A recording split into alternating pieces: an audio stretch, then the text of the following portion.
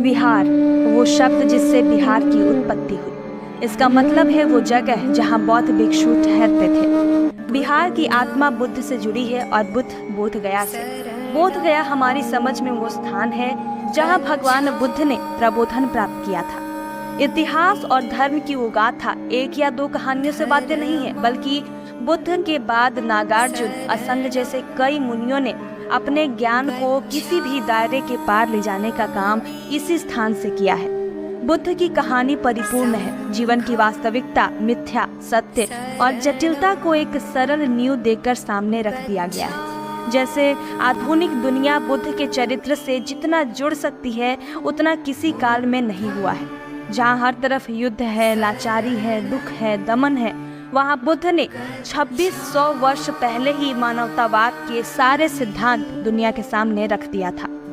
आप बोध गया की गलियों में आज भी निरंजना नदी के किनारे अपने 5 साथियों के साथ सफर पर निकले सिद्धार्थ को महसूस कर सकते हैं। अंतर मन में जटिल सवाल, जीवन क्या है, को लिए 6 वर्षों तक तपस्या करने के पश्चात जब सारे साथी छोड़कर सारनाथ चले गए, तब सिद्धार्थ अकेले सेनानी गांव पहुंचे।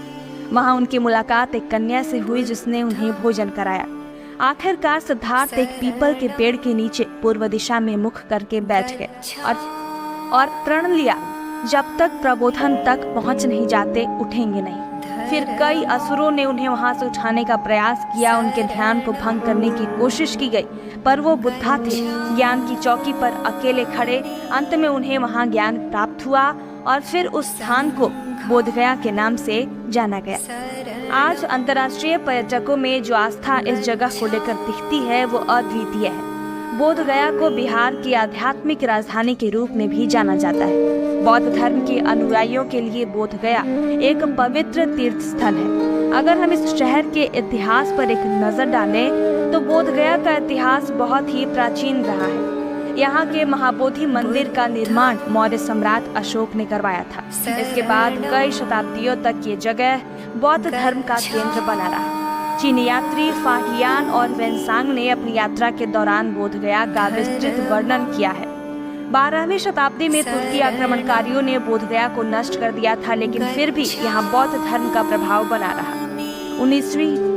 19वीं शताब्दी में ब्रिटिश पुरातत्वविद सर अलेक्जेंडर कनिंघम ने महाबोधि मंदिर की मरम्मत कराई और इसके बाद म्यांमार के बौद्ध भिक्षुओं ने भी इसकी मरम्मत की। बोध गया बौद्ध धर्म के 4 प्रमुख तीर्थ स्थलों में से एक है। यहाँ का महाबोधि मंदिर बौद्ध धर्म का प्रमुख केंद्र है। इस मंदिर में बुद्ध की एक विशाल प्रतिमा स्थापित की गई है और मंदिर के पीछे बोधि वृक्ष स्थित है, जहाँ भगवान बुद्ध को ज्ञान प्राप्त हुआ था।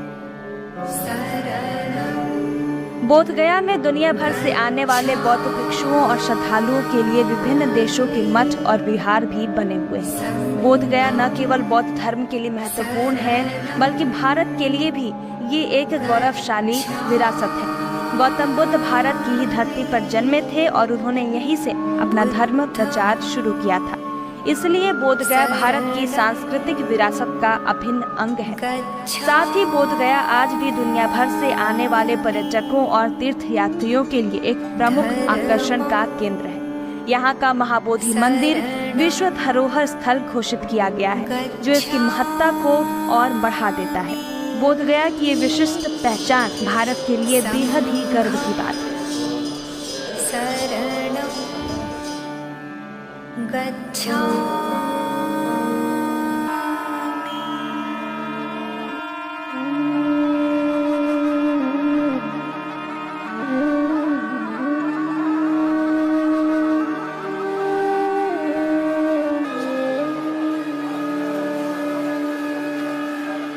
बुद्धं शरणं गच्छामि।